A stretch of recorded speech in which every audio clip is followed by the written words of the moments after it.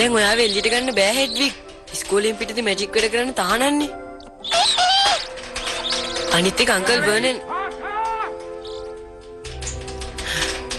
දැක්කනේ වෙච්චදී.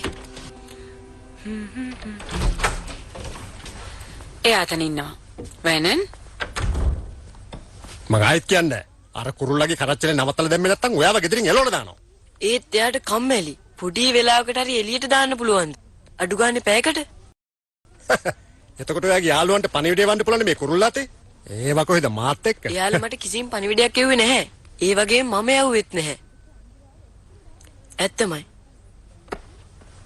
කොහමද?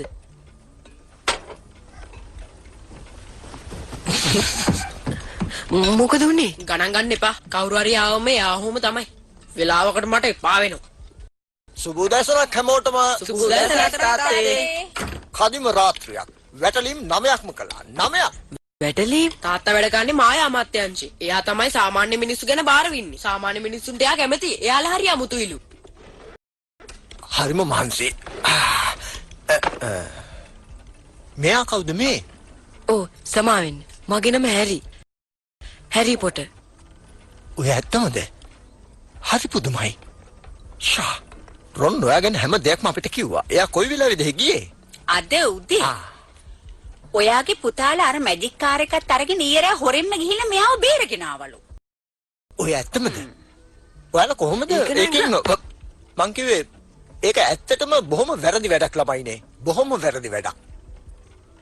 ඒක නෙමෙයි හැරි. ඔයා දන්නවනේ සාමාන්‍ය මිනිස්සු ගැන.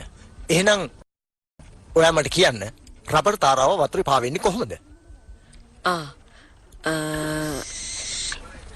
අද උදේම ලියුම් එනවා වගේ.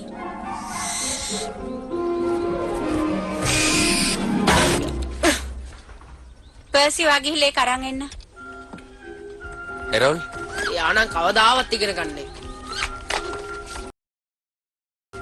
ආර හොග්වර්ට්ස් වල ලියුම් ටික. ඕ ඒවද? හැරිගේ කතා වල තියෙන මෙහෙට ඩම්බල්ඩෝ දන්නේ නැති ඔයා මෙහෙ ඉන්න බව. එයාව රවට්ටන්න කාටවත් බෑ. මේ බඩු ටික ගන්න නම් අමාරුයි. මොකද මන්තර පොත් දැන් හුඟක් ගණන්.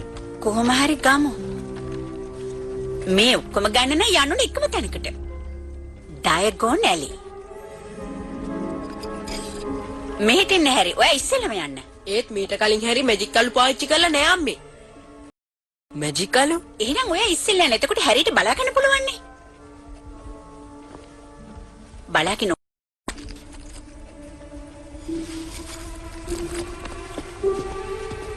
ඩයගොන් ඇලි.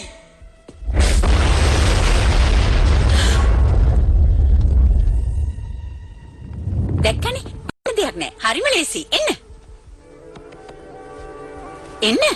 බය වෙන්න එපා. ඔළුව පහත් කරගන්න. ආන්න හරි. දැන් මේකෙන් ටිකක් ගන්නකෝ. හරියට හරි. ඔය හොඳටම ඇති. හොඳට මතක තියාගන්න ඕන නම හරියටම කියන්න ඕන. ඩයගොනලි.